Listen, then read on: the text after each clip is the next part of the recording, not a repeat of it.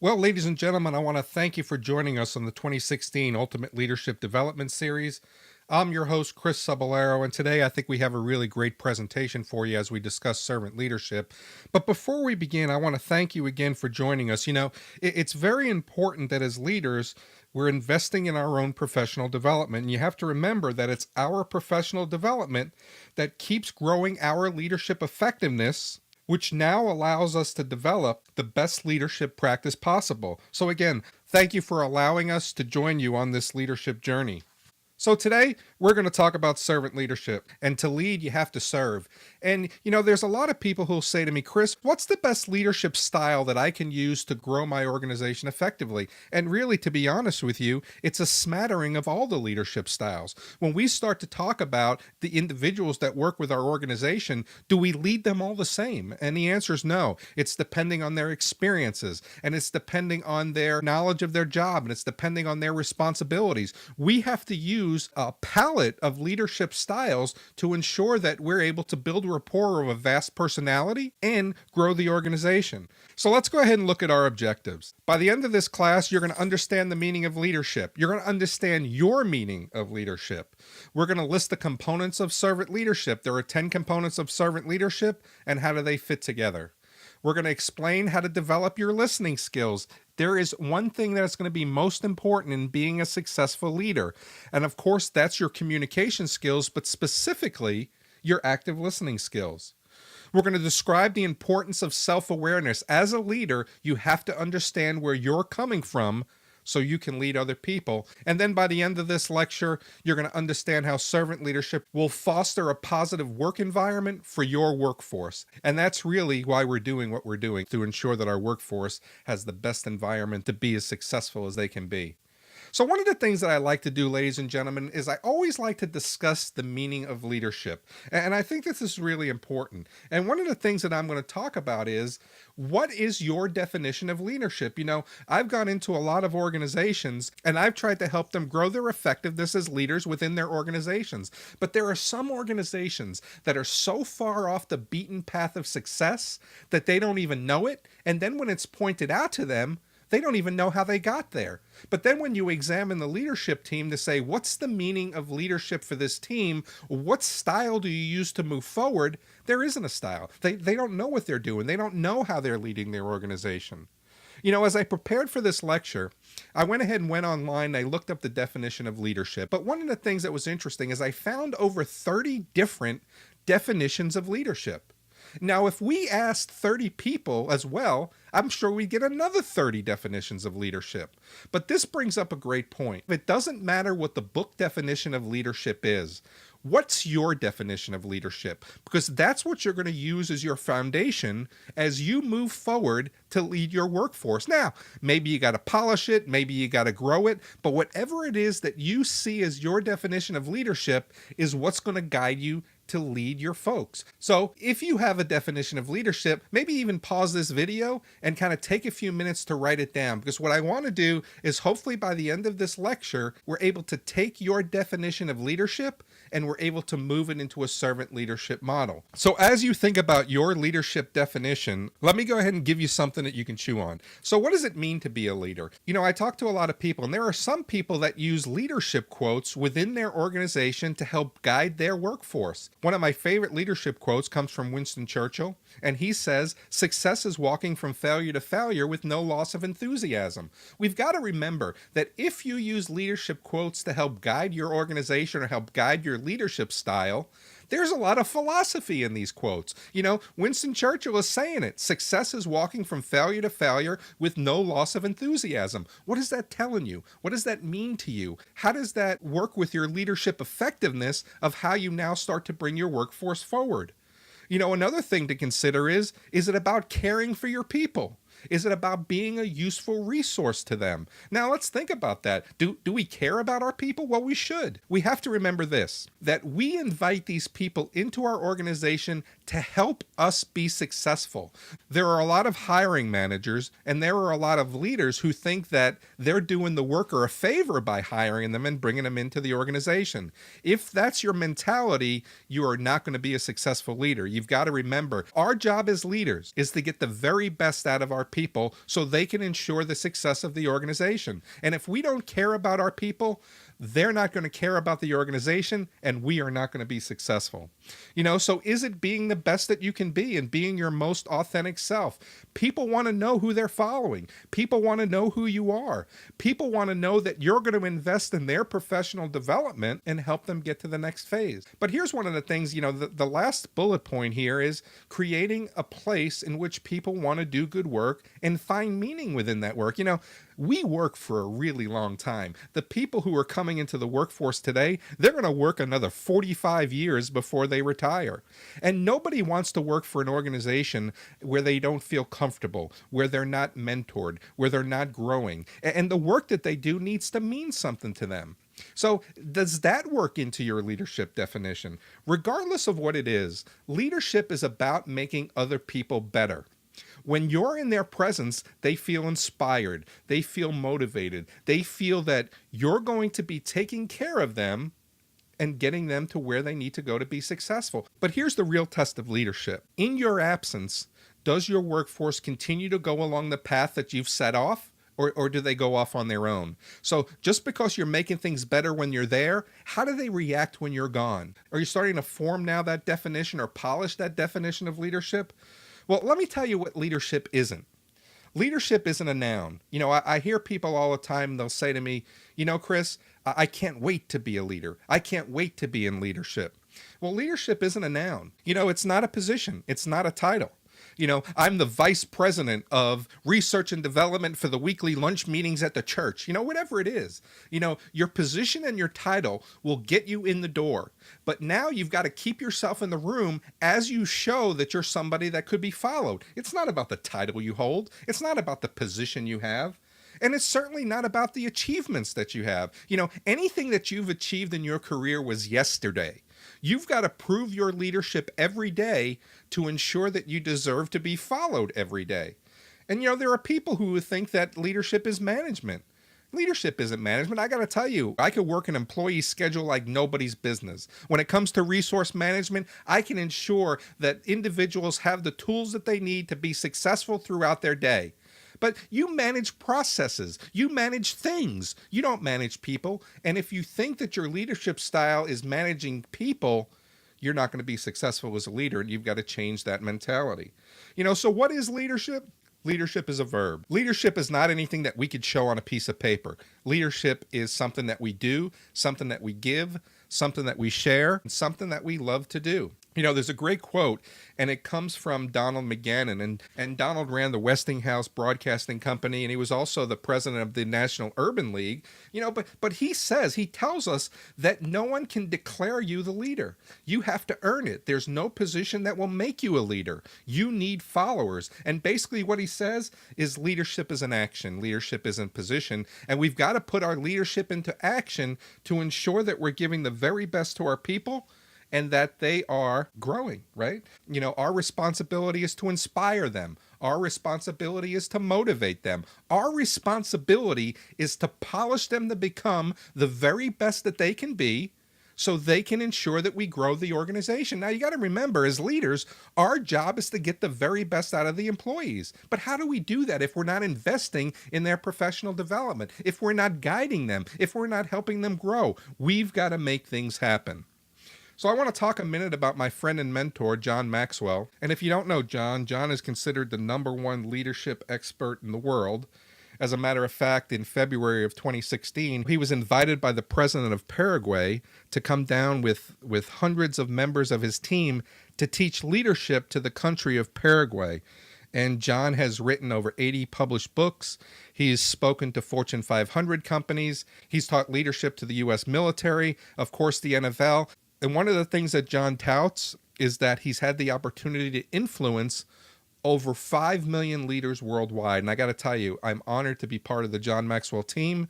And, his mentorship and learning about leadership from this great man really helps propel me forward. The reason that I have John Maxwell up here is I like to use John's definition of leadership. And John says leadership is influence, nothing more, nothing less. If you can't influence people, if you can't influence stakeholders, if you can't influence your customers, you're not going to be leading them. And I think that that's very important. So now as we begin to talk about servant leadership, What does leadership mean to you? What is your leadership definition? And maybe you wrote it down, maybe you're thinking about it in your head, but I would encourage you to take a minute to kind of figure out what your definition of leadership is as we now talk about servant leadership. And let's go ahead and polish that definition and bring servant leadership into that forefront. Let me go ahead and give you a little background. Modern day servant leadership was coined by a man named Robert Greenleaf.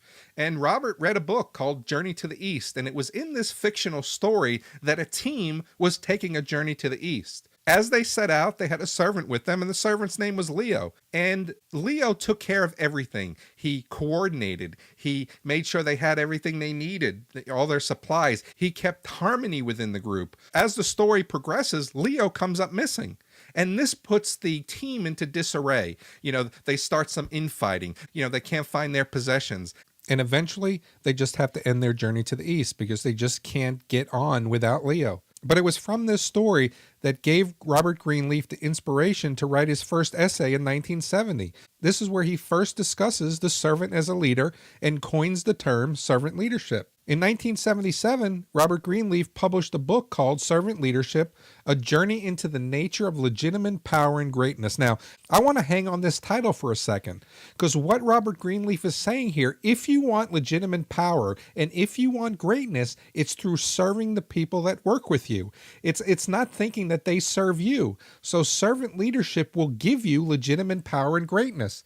And it's from that book that his most famous quote comes from, that the servant leader is a servant first. Becoming a servant leader begins with the natural feeling that one wants to serve first. Then conscious choice brings one to aspire to lead. Now, why did you get into leadership? Let me ask you the question. Was it because you got the parking space? Was it because you got the expense account? Was it because you now got the key to the executive washroom? Or was it because that you thought that you could make a difference?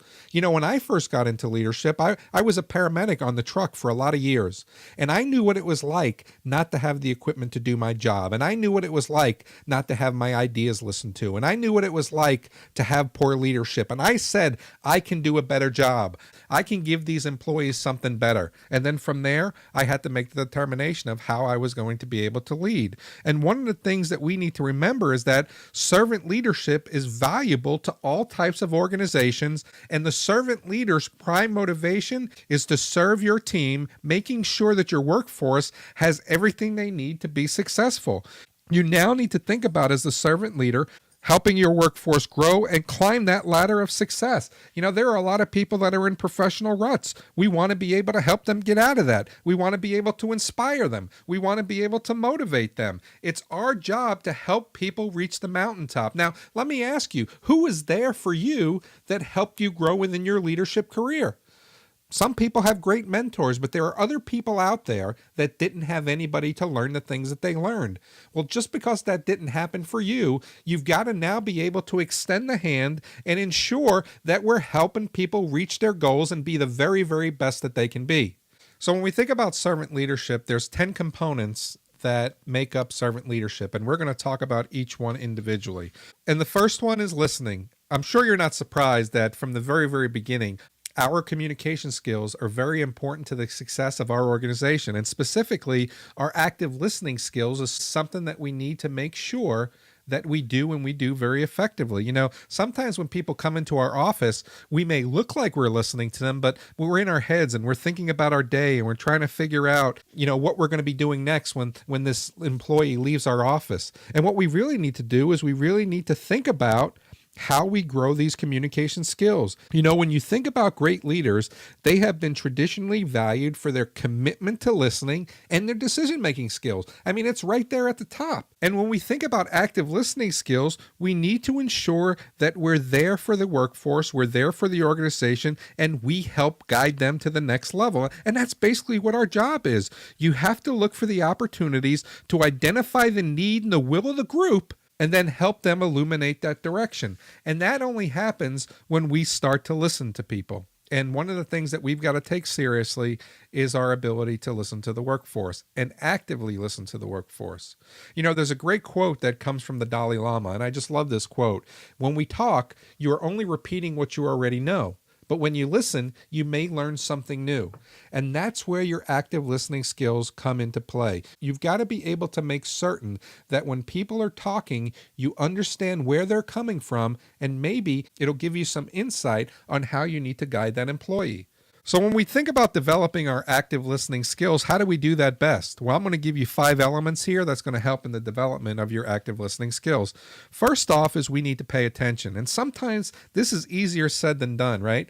We all have an open door policy which says, hey, if I'm in my office and my door is open, come on in at any time and, ask questions, or if you need guidance, just come right in.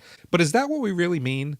How many times do employees come and knock on the door and we're in the middle of budget, or we're in the middle of email, or we're in the middle of preparing a meeting, and they want a minute of our time? And they'll say, can I have a couple minutes of your time? And you always say yes, but inside you're thinking, oh my gosh, I have no time for this. And what you have to remember is if you have an open door policy and you give your time to an employee when they come in, that time now belongs to them. And you need to forget about the computer monitor with the emails, and you need to forget about your cell phone, and you need to forget about what you were just working on, and give your undivided attention to the people who want to speak with you. One of the things that I would encourage you to do as well is come from behind your desk and sit with the employee. If your office isn't big enough, take them somewhere else where you can sit with them. You don't want to have a desk between you and the employee. Remember, your desk is where you work. Your desk isn't where you lead from.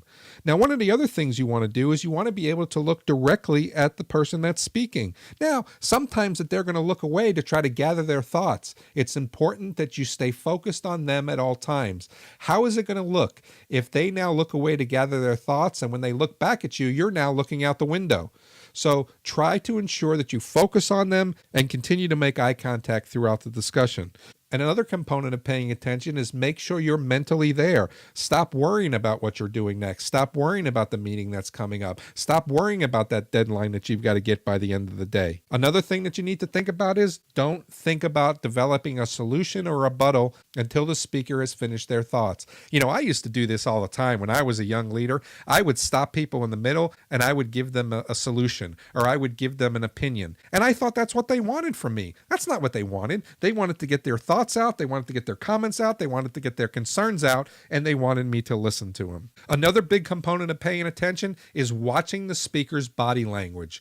It's important that you make certain that the verbal message and the nonverbal message are consistent. And that's really where the bread and butter is when it comes to paying attention to people. Is the message consistent between verbal and nonverbal communication? Next up is show that we're listening. And this is where our body language comes into action. You need to allow your body language, you need to allow your gestures to convey that you're paying attention. Make sure that your posture is open and inviting. This is where you may need to nod. This is where you may need to smile. Sometimes you may need to use little verbal comments like I see and yes, or I understand. Next, we want to be able to provide good feedback. Providing feedback is a very, very important process in any communication.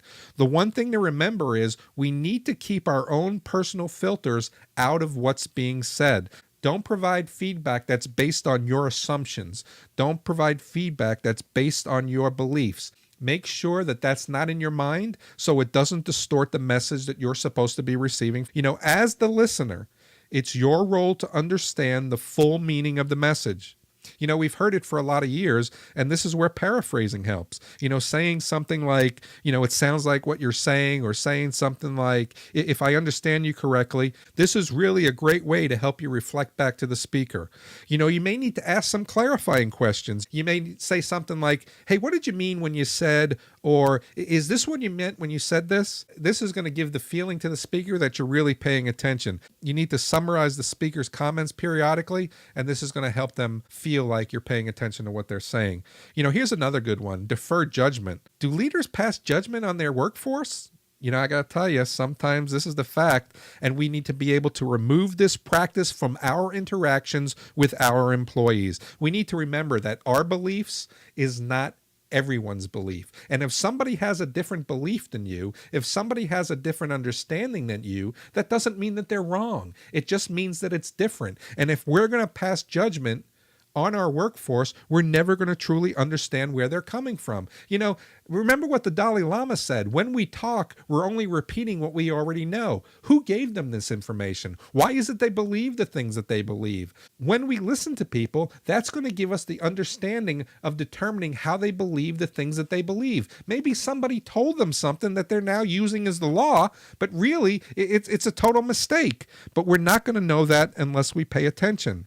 Sometimes people are going to come in our office and they're going to have something to say, and they're going to be emotional, and they're going to point a finger at you, and they're going to point a finger at the leadership team. You want to make certain that you don't get defensive. Remember that great quote from The Godfather: "It's not personal, it's strictly business." And you want to know that what they're saying is about business and it's not personal.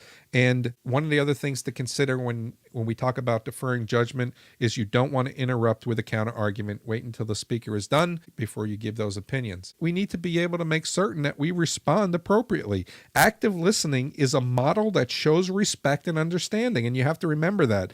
This is your time to gain the needed information. This is your time to gain the speaker's perspective. There may be time where we have to respond. When we do, one of the things to remember when we respond appropriately is we need to be candid, we need to be honest, and we need to be open. Never be attacking, and always assert your opinions as respectfully as you can. And really, here's the bottom line. It comes down to the golden rule. Treat people how you would want to be treated in that situation. Number 2 on our components of servant leadership is empathy. And the definition of empathy very simply is recognizing the emotions in other people and putting yourself in their shoes. Now, I got to say, this sounds easy, but this is not truly practiced very much in the business world.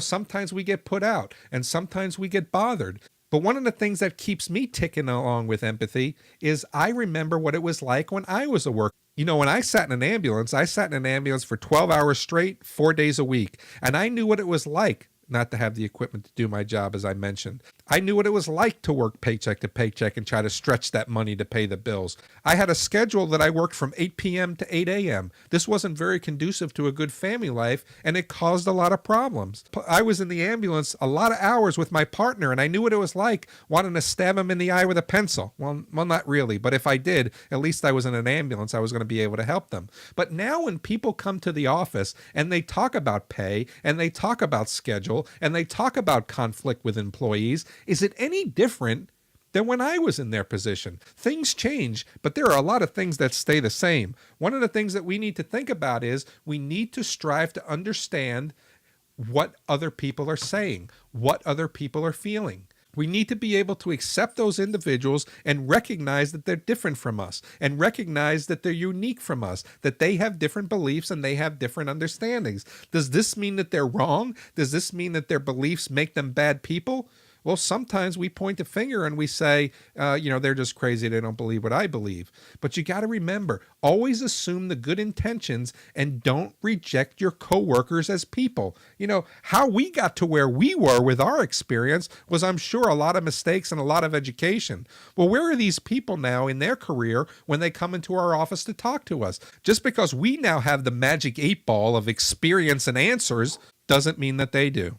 Let's go ahead and look at ways that we can use our empathy effectively. First off, again, we've already talked about is your viewpoint. Whatever your viewpoint is, make sure that it doesn't distort the message that's being told to you by the person who's speaking. And regardless of what that is, you believe what you believe, they believe what they believe, but don't allow your beliefs to get in the way of understanding the message fully. Always look at that person's perspective.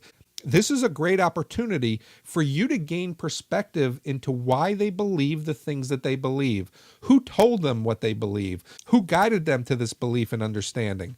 Whatever that was, this is an opportunity for you to help people gain a perspective of right or wrong. And what I mean by that is you're not here to teach them right or wrong, but somebody may come in and said, well, I didn't think the report was due until 2 weeks from today. Well, what made you think that? Well, I was talking to the supervisor and he made mention to that. Well, now this gives you the opportunity to guide people differently. The next thing you need to do is you need to examine your attitude. Is it more important, or are you more concerned with getting your way? Are you more concerned with winning? Are you a leader that always has to be right? And certainly we know those leaders, don't we? What you have to remember is your priority as a leader is to find solutions, build relationships, and accept others for who they are. And to be honest with you, without an open mind and having a negative attitude, you probably won't have enough room for empathy. And you need to really start to think about how do you use empathy. So this is really the crux of what it comes down to, our active listening skills. One of the things that we need to think about is we need to listen to employees with our heart. We really need to care for people because these are people. They're not our possessions. They're not our property. And I've certainly been in organizations where leaders point fingers at their workforce, where leaders think their workforce works for them and that the leader doesn't work for the workforce. And you have to be able to change that mentality to know that your job is to work for the employee and them not work for you. And you have to be able to listen with your heart to understand. I'm going to go ahead and give you a little tidbit right now. You know, throughout our leadership career, we've heard that we got to listen to our employees. We got to listen to what our employees are saying. I'm here to change that paradigm right now, okay? Stop listening to the words. Stop listening to what your employees are saying. And instead, start listening to what they're feeling. If you can listen to their feelings, you're going to understand their words. And it's important that we understand what it is that's making them uncomfortable, what it is that's making them happy, what it is that's making them angry, sad, whatever that is. And then one of the things that we need to do is we need to remember that our job as leaders is to make people feel like people. The second component in servant leadership is healing. And you know, this is a very, very interesting element and one that we need to pay special attention to. When it comes to healing, this really relates to the emotional health and the wholeness of a person. You know, there are a lot of things that happen with an employee within the organization. And how many times have you heard them say, I don't have the knowledge to do my job. No one's ever taught me what I needed to do, or I don't have the equipment to do my job. This causes a lot of negative feelings within the employee. And how are you now going to ask them to make the organization successful when they have these, you know, these broken spirits, or when they have these hurts, or when they don't have the resources to do their job? We got to make sure that we give them the support and we give them the resources necessary so they can do the best job possible. That's what they want to do. They want to be able to excel at their job. They want to be able to have fun at work. They want to be able to develop the best product that they can. But what's our responsibility in doing that? And sometimes they don't get what they need to be successful, and they resent us for it. And they resent the leadership team for it. And they resent the organization forward. What you have to remember is you've got to be able to heal those emotional hurts. So, you know, sometimes as leaders, we got to give constructive and corrective feedback. Well, people may take this to heart, and now they may resent you as a leader, and now they may not want to follow you. There may need to be the time where, as the leader, you've got to apologize. You've got to be able to put them on a path. Let me give you right now the secret to employee engagement. The secret to employee engagement is healing people. If you can heal the people's broken spirits, if you can heal their emotional hurt, you're going to put them on a different level that's now going to allow them to be engaged into the organization. But if they feel like every time they open their mouth that they're going to have a finger pointed at them, or if they feel that they don't have what they need to do their job, they are not going to be engaged employees. The fourth component of servant leadership, and I really enjoy this component, is awareness. And I really put self-awareness here because this is really, really important. To be an effective leader, you need to ensure that you have a firm understanding of who you are as a leader. Why do you believe the things that you do? Why do you act the way that you do? Why do you react the way that you do? Self-awareness allows you the ability that you need to look at yourself, understand those emotions, understand those behaviors, and how they affect you. But more importantly, how do they affect the people that are around you? And when we think about self-awareness, you need to be able to have that ability to reflect on who you are. What are your strengths? What are your weaknesses? How do your strengths affect your weaknesses? How do your weaknesses diminish your strengths? There's a thought for you. Go ahead and think about that one for a little while. Sometimes you may need to ask for feedback. This is a very, very important process. You know, the 360-degree evaluation is a great tool to have within your departments or your organization. You may need to talk to a mentor and say, I don't feel like I'm doing the greatest job. What advice do you have for me? One of the things that I used to do is when employees would come into my office, I would ask them one of four questions. The first question would be, what can I do for you today? Second question would be, what advice do you give me to be a better leader for you? The third one I would ask them is, you're in charge of this department. What's the one thing you would change and why? And the fourth thing I would ask them is, where are you in relations to attaining your next goal? Because one of the things that we wanted to be able to do as leaders is help our people reach their goals. Because as they get stronger as individuals, they become stronger within our workforce. They're engaged, that increases productivity. And then our customers and our clients get the very best experiences that they can get. The other thing that we need to do is we need to deal with our stress, and we need to understand how to manage our emotions and how our emotions not only affect us, but how do they affect the people that are around us. Now, in a leadership role, we don't have stress, do we? Sometimes the days can be pretty stressful depending on what we have to do. But we have to make certain that we're not allowing those negative feelings to be projected onto the workforce. And that's something that you really have to understand, why you react the way you do under those situations. Next thing you have to do is you have to align your values with the values of the organization. I've worked in an organization where there were practices that I didn't believe in that went against my values. Well, you're not going to be successful in an organization if your personal values and the values of the organization aren't going to combine, and there's not going to be a good relationship between those two. So when we think about self-awareness, it's important that we know our motivations. It's important that we know our preferences. It's important that we understand our personality, because this is going to allow us to influence our judgments, and this is going to allow us to influence our decisions.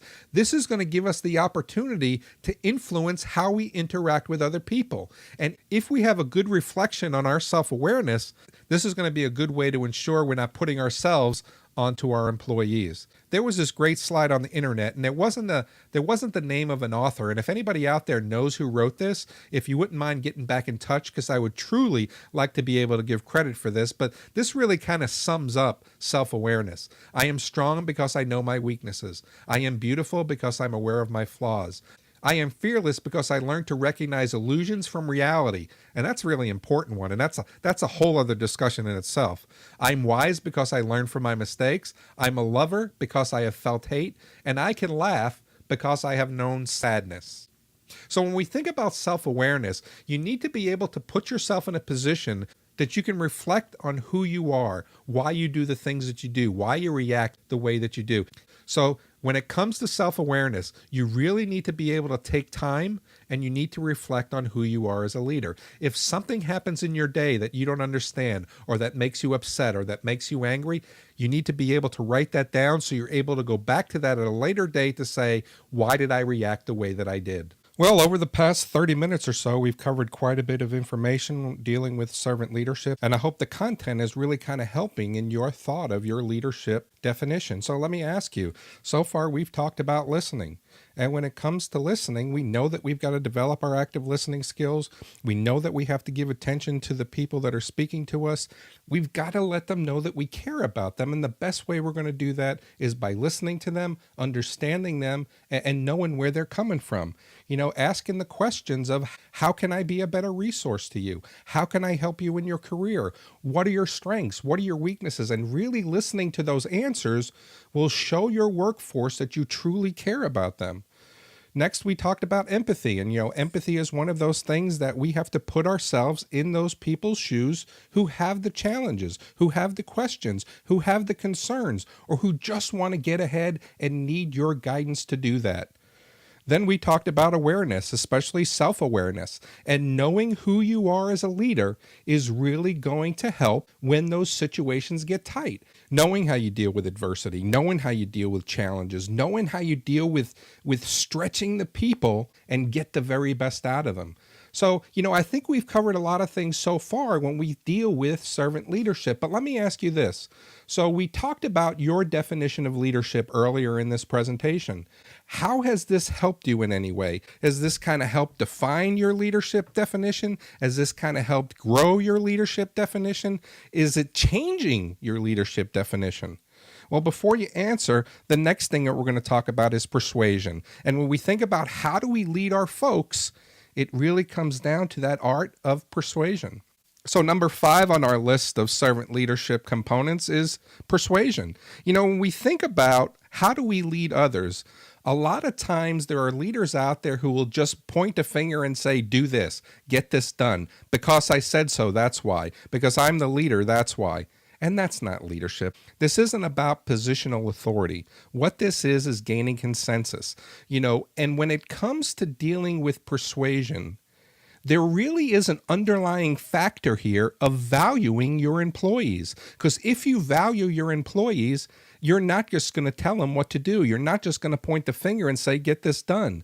Remember, your positional authority isn't about manipulation. And if you don't value people, you wind up manipulating them.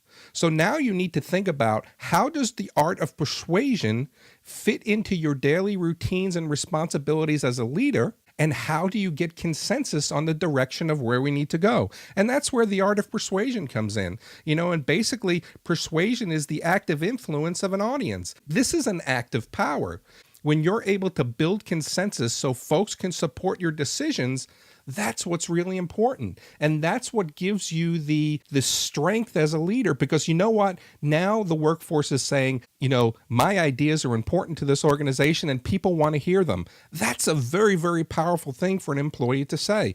One of the things that I like to do in my organizations is I want employees to have a stake in everything that we do. It's not unheard for me to throw the policy manual out on the table with a group of leaders and a group of members of the workforce to say, here's our policy manual. What do we need to change? What do we need to fix? What do we need to update? What do we need to throw out? I mean, you don't have a policy manual for 20 years in an organization without updating it. It's not about this is the way we've always done it. It's about challenging your process. Why do you do that? Well, that's the way I've always done it. Isn't that the answer we hear of all the time? Well, what about challenging your processes and saying, why do you do that? The reason we do it is because it's cost effective, it's efficient, and it's a best practice. Those are the answers that you need to have. When you think about inspiring your workforce, when you think about motivating your workforce by getting them sit around the table to say, what is your thought here? What do you think that we need to do? Give me your opinions about this direction that we're thinking about going in. Here's what the breeze is in the career field. Here's where we need to kind of move things within the organization. What's your thought about that? Nothing is going to inspire and motivate the workforce more than being part of this process. And when we think about the art of persuasion, this gains buy-in. Another thing that I think is important when we talk about persuasion is that you need to be an expert in your field. When you're an expert, this is easy to persuade and inspire people. One of the things that I had going for me is I was recognized in my career field as a national leader. I was recognized as a speaker. I was recognized as a go-to person that if there were challenges within your organization, you could call me and say, hey, what are you doing for this? And I don't think that we do that enough. But really it comes with persuasion. If you want buy-in in your organization, include them in the processes of decision-making. Doesn't matter their position. Hear from the people that are doing the work. And you never, ever want to change a process without including the people who are going to do the work. The sixth component on servant leadership has to do with conceptualization. Now, I want to go ahead and bring this up to you. Conceptualization and number 7, foresight, they kind of go together. When you think about developing a vision, you need to have conceptualization, a look into the future, and you need to have your foresight, which we'll talk about next, which is what you've learned in the past and how is that going to go together. Now, one of the things that you have to do is, as a leader, your organization needs to have a strong vision. And this is your opportunity now to dream those strong dreams, to bring that strong vision into the organization. This is your ability. You've got to look beyond the daily responsibilities and make a determination of where you're going to be in the future, and now start preparing for that transition of the future. So I want to ask you a question here. We talked about vision statement, and I love this question. For everybody out there, go ahead and raise your hands. How many of you in your organization right now have a vision statement? And I'm waiting for all the hands to go up. Okay, good. Go ahead and put your hands down. Now, let me ask you this question. Can you recite it for me? Can you tell me what your vision statement is? Can you tell me what the goals of your vision statement are for your organization? A lot of times I got to share with you that the answer is no, that you can't do that. So let me ask you this question. If the leaders don't know what the vision statement is, why do the employees need to be responsible for the vision statement? This is an opportunity for you now to say, and we need you guys on board to help us get there. Let's talk a little bit about psychology here. As individuals, we think in pictures. So go ahead and close your eyes. I want you to think about your car. Next thing I want you to do is I want you to think about your refrigerator. Now, when I said these two things and you closed your eyes and you went to picture your car, you actually pictured your car. You actually pictured your refrigerator. You didn't see the word CAR. You pictured the car. We are visual people. We think in pictures. If there's no picture of what the future looks like within the organization, if there's no vision to give them an understanding of where you're going, they don't know where they're going. They've got to be able to picture it. And that's where conceptualization comes into play. This is a very important factor. And I'm going to tell you this, if you have a vision statement, but if you don't know what the vision statement is, this is a great opportunity for you to scrap the vision statement, get the stakeholders to the table. Let's go ahead and redevelop our vision as we move forward into the future, and give everybody buy-in into what that vision statement looks like. Maybe you come up with 2 or 3 of them, send them out to your organization, let people vote on them, and then build a campaign around that vision statement. You want to talk about employee satisfaction, you want to talk about employee engagement, which is then going to increase productivity, which will then give your customer and clients a better experience. Get them involved in the developing of the vision, and then let those people that are in the workforce be the champions to the rest of the workforce to say, this is how we go forward. Dream those big dreams. Go ahead and look beyond the day-to-day and ensure that your vision statement is something that everybody knows, everybody can see, everybody buys into, and moves the organization forward. I got to tell you, this isn't easy. It requires discipline. It requires practice, and you have to stretch your thinking and go outside that box. And foresight is number 7 on our components of servant leadership. You know, when you think about foresight, this allows you to chart the course and determine what may happen as you go forward. And this is really going to be based on your past experiences, on your past mistakes, on your past successes. And you have to be able to think about how you move forward with this past knowledge. You know, I've got a great story. When I was in the United States Air Force, I was in one of my first supervisor meetings, and a chief master sergeant who was running the meeting said, any ideas here? We had a problem within the organization. He goes, are there any ideas? And I said, you know, I raised my hand. I said, Chief, I think we need to do this. And he said to me, you know what, Sergeant? I've tried that 100 times and it's not worked. And he said it just like that. There may have even been a slam on the table. And let's just say that happens for dramatic effect, okay? But he said to me, but who's to say it doesn't work the 101st time? Go ahead and give it a shot. Well, I can sit here and tell you it didn't work the 101st time, but he didn't stifle the creativity to say, go ahead and give it a shot and see what happens. But his past experiences let him know that we were going to be successful as we move forward, and he was correct. Then we go back to Thomas Edison and say, how many times did he develop the light bulb before he finally got to that final product? So now with conceptualization and now with foresight, this is going to give you the opportunity to set a vision for the organization, set a vision for your department, and put everybody on the same page towards that vision. Everybody should know what the future looks like, what their roles in getting there are, and the best way to perform to reach that vision. Number 8 on our list of components of servant leadership is stewardship. And stewardship is something that's very, very important. You know, there's 2 great books out there, and they come from Peter Block. And one is Stewardship, Choosing Service Over Self-Interest. And the other one is The Empowered Manager and Its Positive Political Skills at Work. Now, one of the things that Peter Block does to define stewardship is he says that it's holding something in trust for another. And when we think about our organizations, when we think about what we're trying to do within our organizations, we've got to ensure that the whole organization is carrying water towards that vision.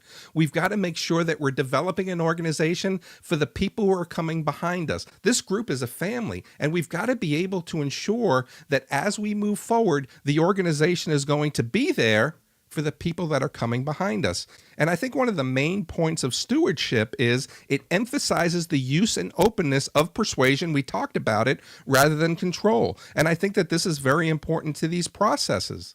So one of the things that you have to be responsible for to ensure the stewardship of your organization grows is your responsibility for the actions of your team. You set the standards for others to follow. You set the expectations, and you've got to be able to hold people accountable within the organization.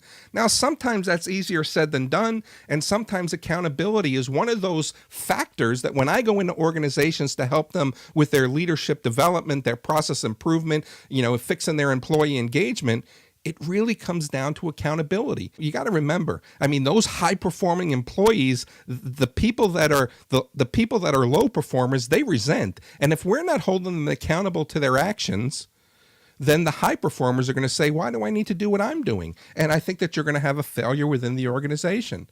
You need to make sure that your organization is built on your values. And you need to make sure that the organizational values don't clash with your values. Or what about the values of people within the organization? One of the questions that I would ask in the hiring process is, tell me about your values. And here's the value of our organization. Is this something that you could fit into? And I think that's an important factor from the get-go, that people know what to expect within the organization. Now, we talked about it a little bit. We talked about accountability. And this is where you need to lead by example. You need to demonstrate the values. You need to demonstrate the acceptable behaviors. And if anybody varies outside of that, if anybody moves outside of that demonstration, there needs to be a discussion. Now, does that discussion just come from you? I'm going to ask you that question. Because one of the things that you have to do as well is you have to be able to make certain that the individuals that work in the organization have the confidence and your support to stand up to people who are not leading by example, who are not demonstrating organizational values, who are not demonstrating professional behaviors. But somebody who's sitting next to me, if they see that I'm not moving the organizational forward because of my lack of motivation, my lack of inspiration, if they see that I'm not moving the organization towards the vision, they've got to be able to hold me accountable as well. And they've got to be able to say, this is not going to help us be successful. You need to be able to change your behaviors so we can have a successful organization. A lot of organizations don't allow that, but I got to tell you, when we talk about stewardship and having a successful organization, people need to be able to have the confidence to step up and say, you're not doing the right thing towards our success. And we're getting there, folks. This is the number 9th component. And this is really one of my favorites. And it's the responsibility of growing the people that work within our organization. There's an old saying out there that goes, it's lonely at the top. But John Maxwell says, if it's lonely at the top, you've not done something correctly. One of the things that we've got to be able to ensure is that we've got to invest in our folks' professional development. We've got to be able to help them get from point A to point B. We've got to be able to show them that they're important to us, and we need to invest in their skills. We need to help grow their experience. We need to give them the knowledge they need to be successful. Now, why is that? And one of the things that we do is we have to be able to change our mentality about our workforce. Here we are. We have positions that are open and we go through our hiring process. And sometimes, as I mentioned earlier, there are hiring managers and there are leaders who think I'm doing you a favor by hiring you into the organization. I got to tell you what, if your attitude is that you're hiring people and they should thank you for it, you're not going to be a successful leader. One of the things that you have to know is that we've got to work for a really, really long time, right? We talked about it earlier. The new generation, they're going to be in the workforce for 45 more years. And we have to work, right? We've got to pay the bills. We've got to feed the kids. We've got to clothe them. We got to make sure that we have a place to live. And that costs money. And because of that, we want to be able to find a place that we can work where we can enjoy our job, where we can grow, and where we can really feel that what we're doing is important. And that only comes from growing people. To be a mentor to somebody who is in your organization and help them grow to the next level, it's the greatest feeling in the world. Because now you have to remember, if we want our organizations to be successful, if we want to grow our organizations, if we want to bring in more cash flow, if we want to bring in more clients and customers, if we want to develop the best product possible, it's at the hands of the people that we hire into the organizations. And if we're not spending time in growing them and they stay stagnant and they stay at their level of effectiveness, what are they going to be able to grow for you? What are they going to be able to give you into growth of your organization? If it's the same status quo every day and the ho-hum and the humdrum, are they going to be highly productive individuals of your workforce? You've got to be able to sit down with members of your workforce, and you've got to be able to ask them, what are your goals? Where are you at with your college? Where do you see yourself in 5 years? And then is there anything that we can do to help them achieve that? And that's really where that goal is. We've got to be able to start people at the lowest block when they come into the organization and get them to the highest end of being a champion that they want to be. Now that's important, that they want to be. Because I got to tell you, I've always extended the olive branch to say, how can I help you achieve your goals? How can I help you to get to the next level? And there have been some people that haven't taken me up on that offer. Well, that's okay for them. And, there's been a time where I've actually said to people, this is the last time I'm going to bring this up because I don't want to harass you about it. But where do you see yourself? What are your goals? What can I help you with? And then when they don't talk anymore about it, I never bring it up to them again. But there are people that are going to be excited that by you taking them by the hand and by helping them develop to the next level, they're going to be loyal. They're going to be engaged. There's going to be great employee satisfaction, which again increases productivity, which then gives your clients and customers the best experience that they can have. Now, when you think about how you're going to help people grow and go to the next level, one of the things that I always like to talk about is understand their learning styles. And why is that important? Because everybody learns differently. Everybody learns at different paces. Maybe they're a visual learner. Maybe they're an auditory learner. Maybe they're a tactile learner. They've got to touch things to learn. But whatever it is, if you're going to take a stake in their professional development, you've got to be able to make certain that they're able to learn and understand it the way that you're going to teach them. I got to tell you, this is one of the best parts of being a leadership consultant, because I love going into organizations and helping them develop their workforce and helping develop their future leaders and helping guide the process of how do we develop a program that invests in our employees' professional development and then helps us get the very best out of them. Give them the skills that they need to do their jobs. We talked about it earlier, that people come into our organizations and we sit them in the corner and say, if you have a question, come and talk to me. Well, they're coming to you with a certain set of skills, but we need to polish those skills. We need to grow those skills. We need to make sure that they have the skills to do their job and that they have the skills to do their job within your organization as well. Just because they did it this way at Corporation X before they came to you doesn't mean that those are the same skills that they're going to need to be successful in your organization.